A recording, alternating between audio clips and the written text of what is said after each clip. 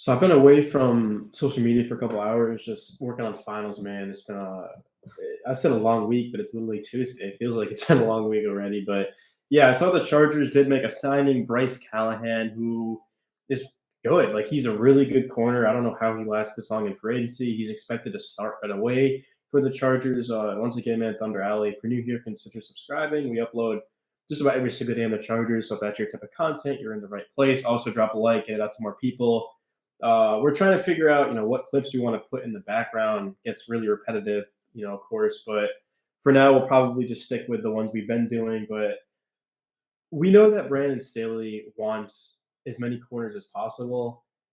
I'm surprised he honestly didn't take Trent McDuffie out of Washington at 17 because we know how much he values and emphasizes having DBs. I mean, five DBs, obviously, in the NFL is extremely important. The Chargers are in a division that passes a lot. You got the Raiders, the Chiefs, and the Denver Broncos, who just got Russell Wilson. They won 7 games without Russ, with Drew Lock, obviously, and Teddy Bridgewater. So it's a very difficult division. You've got to be able to stop these good receivers throughout the division. I mean, there isn't one team in this division that doesn't have multiple receivers. I mean, MBS, you can say what you want. They drafted Sky Moore out of Michigan. Yeah, the Chiefs look very good, bro. And Patrick Mahomes, Travis Kelsey, Clyde Edwards-Helaire hopefully can figure it out. I know a lot of people say like, "Oh, well, the Chiefs drafted him in the first round. That was a mistake." No, it wasn't a mistake. They don't utilize him. Like Clyde Edwards-Helaire in college was fantastic in the receiving game, and Mahomes is always like, "Oh, we need to get the ball deep down the field," which makes sense. But like, I mean, you could throw it down to Clyde and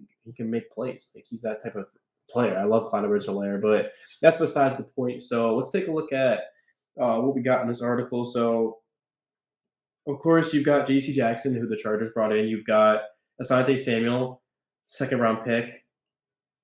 So for Callahan, it's been all about just staying healthy. He's played well when he's on the field. We know that for Denver. Of course, he really hasn't stayed healthy. He's landed on injured reserve with an array of lower body injuries in each of the past 3 seasons, including in 2021 when a knee injury robbed him of 6 games.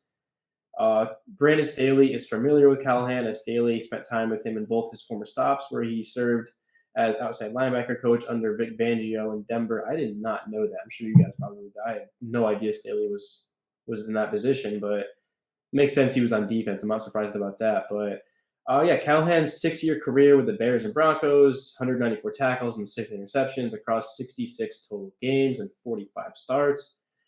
He's going to be filling in for former Bronco Chris Harris Jr., obviously, he went to the Raiders or whatever, doesn't matter. Who the team did not retain. He has not been signed. Harris hasn't actually been signed. Okay, that answers my question. Who did the Raiders? I feel like the Raiders signed someone. Maybe they didn't. But yeah, that's pretty much it. It was a good signing. I like it.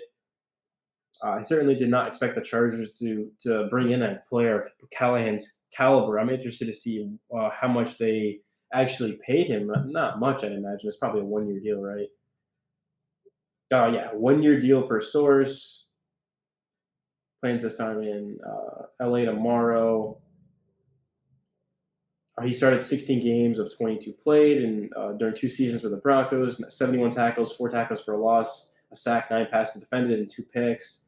During 4 seasons with the Bears, former undrafted free agent picked off 4 passes, go 13 tackles for loss, 4 sacks, and 20 pass breakups. Callahan is coming off a down 2021 season in comparison to the prior 4-year stretch from 2017 to 2020. I mean, we know that because he hasn't been on the field, blah, blah, blah.